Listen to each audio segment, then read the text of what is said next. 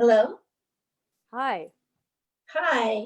So here we are. I am Susan Shapiro-Barish. My pen name is Susannah Marren for my fiction, including A Palm Beach Wife. And I am delighted to be speaking with Jamie Brenner today, the author of her latest book is Summer Longing. I'd like to welcome everyone to this Facebook Live interview presented by Booktrib, and that is the leading source of book news and reviews. Jamie, welcome. So glad to see you. I'm so excited to be here. Thank you. Well, in your novel, Summer Longing, you take Ruth, a woman in her 50s, who has relocated to Provincetown, a lovely, inviting place, and she's decided that it's time to have a peaceful, rewarding existence for herself. And what she finds instead is a lot of unexpected twists and turns. I know that you've been writing about places in your fiction that comes out yearly for very, very special summer reads. So tell us how you chose Provincetown. Provincetown is a place I discovered when I was writing a previous novel called The Forever Summer, which is a precursor to Summer Longing, but they're not required, like you don't have to read them exactly together. But I was looking for a place where people could go and start over or deal with family or really just kind of get away from the demands and noise of everyday life. And I was watching the CBS Sunday morning show, and they happened to be doing a segment on Provincetown. And they interviewed one of my favorite writers, the author Michael Cunningham, who is a longtime Provincetown resident. And he said Provincetown is the only place he knows of that prefers eccentricity. And I thought, wow, that's a place I have to visit. And so I did, and I fell in love with it. And when I started out writing summer books, my original intention was to write it set in a different beach town every summer. I thought there's tons of beautiful places in this country. I'm going to try a different one each year. And for 3 years, I stuck to that. And now I'm finding myself returning to Provincetown because it's just my favorite place to write about. That's really perfect. That's very exciting. And how did you conduct the research? Did you get to talk to the local people, and were you there off season? Yes. Well, one of the reasons why I love Provincetown is I found that some places give more than others in terms of just the people and the place itself. And Provincetown is incredibly accessible. People are happy to talk to you. I've made so many friends here in the past few years. It's a place where you can be in the bookstore talking to someone amongst the shelves, and later that night you're at their house for dinner. And that's exactly what happened to me with two of my dearest friends here. So when I was setting the new book back in Provincetown, I told one of them, I really would love to talk to an oyster farmer because that's one of the threads in this story. And he immediately knew of a woman in town I could meet with, and she took me out on the water and she took me to her oyster beds. And I spent a day really, immersed in that endeavor. And it's something that I love trying to bring to my readers on the page, that experience. So the tea shop, which is another part of the setting, I met the women who owned a tea shop in town at one of my book readings, and I interviewed them about their business. These are two people who worked corporate jobs in New York, and they did something that everyone says they want to do, but no one really does, which is they quit, moved to Provincetown, and opened a tea shop on Main Street. It's very authentic. The book is so visceral. And I wondered how soon into the writing you knew what your plot would be. I knew the plot before I even started writing. So I knew this was a story of a woman who was going to go somewhere intending to be completely alone and to have a completely self-centered, literally, existence, and that this would be severely disrupted. I do believe a plot and place should work in tandem to bring out the best story. And this particular story could not have happened anywhere but Provincetown, because when Ruth arrives at her summer rental, she's renting while she waits to find the perfect home to buy. She opens her door on the first day in town to walk out, and there on her front deck is an abandoned baby girl. And this is not the welcome basket she wants from her neighbors. Now, if this was set in any other place, the first response upon finding this baby would be the people would probably call some sort of authority, which would make it a very short book. But in Provincetown, people talk amongst themselves, and there is this sense of, here we take care of our own. And that's exactly what Ruth is drawn into, which is the sort of ethos and deep community of this town, while they try to figure out, where did this baby come from and why was she put there? And there's such a strong mother-daughter. I mean, that's what the whole story is really about, because Ruth has a daughter named Olivia, and she's had some issues with her, and Olivia's about 30. And so now Ruth, as you said, there's so many people who come into Ruth's life when she least expects it. So now part of the story is really driven by the reunion of Olivia and her mother, Ruth. Yes. And what I thought was so interesting about that, and you really have Olivia, she is spot on. All that she does, the coming forward, the moving away, it's just so tangible and real for the reader. But what was it that you were thinking when you created this situation for Ruth in particular? Well, this story is one that's been sort of percolating in my mind for like 20 years. When I first had a child, I realized that once you become a mother, it changes your perspective on motherhood, because now suddenly you can look at the mother you had, and now you have to confront the mother you want to be. And I wanted to write a story that was motherhood from all different angles. So in Summer Longing, we have Ruth, who has a grown child. We have her grown daughter, who doesn't want to be a mother. We have her neighbors who are renting her the house, who desperately want to become mothers, but have been unable to have a child. With Ruth and Olivia, I thought, what if, we had a chance to redo things? And Ruth spent her life really focused on her career, and her daughter felt she got short shrift. But now is a chance for them to maybe see each other differently. And so Ruth lures her daughter to town under somewhat false pretenses.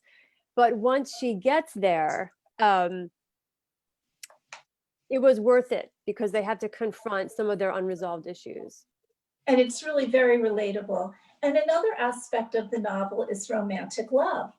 And I was wondering, as I read the book, are you a true believer? What would your message be for your readers? I do believe in love. I think one of the problems with love is that we expect it to be a straight line. And I read a really interesting book, a formative book in my 20s, and it was Erica Zhang's book, Fear of 50. And she said she thought it was unrealistic to have one partner from your 20s through your life. She said she found that she needed a different partner for different decades and different ages. And I thought, what if a couple split up because it wasn't working in their 30s or 40s, but then found themselves thrown together at a different time in life? And a lot of the external circumstances that were making their relationship difficult were removed. How, could you rekindle that love? So that's something I wanted to explore as well, because I think it's something that we don't talk about enough. It's like either relationships work or they don't. You're married or you're divorced. But I think there is some gray area. And then you had just mentioned this before with Olivia and with Ruth, the delicate balance of mothering, work, marriage, of how as women we think we can have it all, and how really complicated it can be, and how it can often be a struggle. So how would you describe Ruth's decision many years ago that's really been a driving force in her life, that her career would come first? And as you said, Olivia feels really that she missed out. But what about Ruth and regret? Because she's contemplative throughout the novel. Ruth regrets, I don't think Ruth regrets that she spent so much time in her career, because I think she did it out of sense of needing to feel secure, that she never wanted to depend on someone else for financial security because she'd seen that hurt her own mother. Mhm. But I think she does regret the outcome. And I think she thought she was going to go to Provincetown to be alone and away from all the demands. But what she finds in the quiet and the stillness is that you can't walk away from things that are unresolved. They end up right back in front of you again, literally and figuratively. And so this summer is really her reckoning with the things that have not been resolved from the past. I was also wondering about the locals, because it's so much a part of the book. And of course, in these beach towns, there's often a dichotomy between the year-rounders and even property owners. And we've seen that recently with COVID and people leaving cities. But it's there, it's always been there. So Provincetown sounds very specific about this, and everyone seems very close who lives there all year round. So I wondered how you incorporated this into your novel. Well, in Provincetown, there's a term wash ashores, which is anyone who wasn't born here. And a friend explained to me, you could live in Provincetown for 50 years, but you'll still be a wash ashore. And this is a town that was really developed on the back of Portuguese fishing families, people who made their living on the water. And then there came this wave of artists. You know, the town is one of the country's oldest arts colonies. So the people who live, born and raised here, have an amazing coexistence, and they are very welcoming to outsiders. I think as long as outsiders are here to partake in the overall spirit of Provincetown. So, and even now in our current climate, you know, with all this debate about people coming into beach towns right now, you know, there's an article in the Huffington Post. Provincetown has always been a beacon of welcome, and now it's being challenged. You know, how far can they go with that today? So in Summer Longing, once Ruth arrives in town, you know, she feels totally at home. And the only surprising thing is that people expect her to participate in the local community in ways that really challenge her. But as you readers will see, like weeks into the book, she's almost like a different person because of the influence of the spirit of Provincetown. Well, since you write a book a year and each title takes place in a summer town, as we discussed a few minutes ago, I'd love to hear, and I think we'd all love to hear about your writing schedule. My poor writing schedule has been blown to bits the past few months. So Yeah. typically, I publish a book every May or June, depending, and I usually spend my summers traveling with a new book to different bookstores for months. Every year from August through February, I'm writing a new book. And I write every day, 7 days a week, about 2,000 words a day, maybe a little less. Usually I'm handing the new book in just as my current book is coming out. So I'm done with one book, then I start promoting a new one. While I'm promoting a book, I'm researching and planning the next book. If that makes any sense. So I'm always in a cycle of writing a book, promoting a book, and planning the next one. It's like a 9-month cycle. Did you base any of your characters on any real people or whom you might have come across as you spent the time in Provincetown researching? The characters are totally made up. The settings are based on real settings. For example, there are 2 women who own a tea shop in town, but they're not a married couple like I have in the novel. It's more the spirit of people, or maybe someone I spotted on the street and there's something interesting about them and I kind of create a character. But the actual people are not based on anyone, because that would really make me feel kind of held back. You know, I like it to be a completely made up person so I can go anywhere with them and not feel bad, or like I'm not being truthful to the real person, or what if they read this? Like I just stay away from that.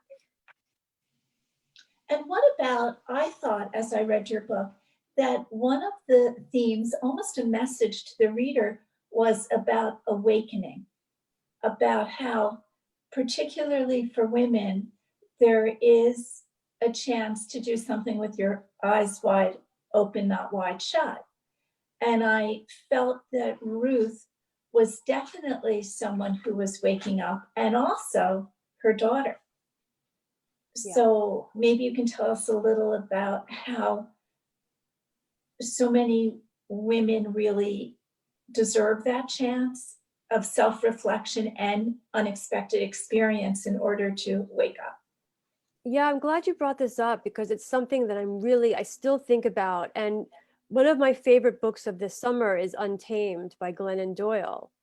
And there's a really interesting part of this book where she says, when women stop feeling the need to please other people, then they can really start living their lives and not the lives other people want them to live. And she also wrote that if you can, we like run around and we're crazy and we're doing this, and we're doing that. And sometimes that flurry of busyness is to avoid listening to ourselves. And if you can just be still in a place, or even within yourself, you will know what you're supposed to be doing. And sometimes it's not easy to know that or hear that. And in the book, Summer Longing, Ruth doesn't know this until she settles into a completely foreign environment. That's part of why I like the drama of summer books, taking people out of their everyday lives, because I think that is when we start to reckon with some truths and maybe find a little bit of courage to act on them. Well, that's certainly the case. I mean, no spoiler here, but it's certainly the case in your novel. And it's also multi-generational. I mean, we have a young girl, right? We have JC.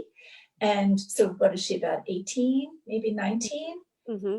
And then we have, you know, Ruth, and in between we have Ruth's daughter, Olivia, and we have the men, but I would call this a female-driven novel. And I wondered about your intention there to really tell these stories of what women experience.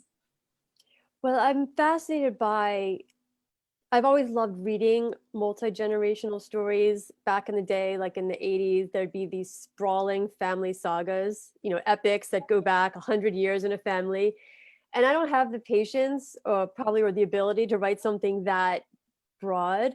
But to me, I love looking at, I always want like a matriarch, an older woman, someone maybe who's midlife, and then a younger 20 something or late teens, because I feel like each of those types of characters can reflect the amount of knowledge we have at that point of life.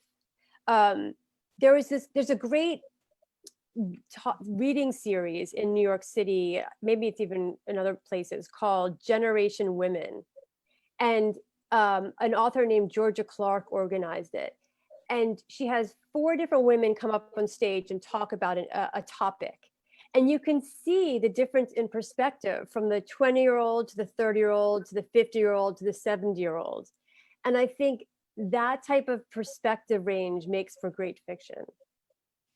I agree. And again, and for Ruth in particular, because again, I don't want to give it away, but I want people to know, for Ruth, we really see her as someone who can reflect, take a look at her life, and take a look at what can be done, really her own agency, finally. And that's really striking. I think as we get older, you know, it becomes increasingly difficult not to look back, not to look at things. And then there comes a point where you realize, I don't have infinite time to change this. Like when you're really young, it's like, oh, whatever, I'll deal with that, or I won't deal with it. Who cares? And then you realize, you know what? Sometimes it's like now or never. And you realize what have I got to lose? You know, I think that's a really interesting moment in a woman's life. And as far as the book being very female centric, you know, I really believe in the power of female relationships. And I think for a lot of women, men might come and go, or, you know, you have your husband and you have a great relationship, but I think there's always that sister or friend. I don't know. I think it's a special bond that we have with each other, and the way women gather, whether it's a book club or a knitting circle or, you know, something like the tea shop. We keep finding these spaces for ourselves, and I like making my stories one of those spaces. Well, it certainly works. I just wanted to ask one more question, and that is, having a book launch in a pandemic is certainly something one could not have predicted. So, how have you rescheduled your events, and how is it going? Oh my gosh, it was so crazy. Yeah, so I had a full calendar of events booked by the beginning of March. And it was almost like there was this period of denial where things were still confirmed. And then it was like in waves, like, well, we'll just cancel April. And then we'll just cancel. And then it was like, okay, you know what? None of this is happening. Let's just accept that reality. And I went through along with a bunch of other authors, and we all bonded over this. Like there was this scramble to become Zoom literate. What's Instagram live? How do I, you know, how many people did you log on and like you see the ceiling, but you can't see their face? You know, I've actually had fun with it. And the one thing I've really come to appreciate about, okay, I can't go to a store and meet people in person, but doing this has really removed some of the geographic barriers. You know, like if I'm doing an event, it doesn't matter if someone can get to Duxbury, Massachusetts. All they have to do is log on. And I'm thinking maybe even when we do get back to normal, you know, we'll still incorporate some of these events into our calendar, because it does open things up in a way we didn't have before.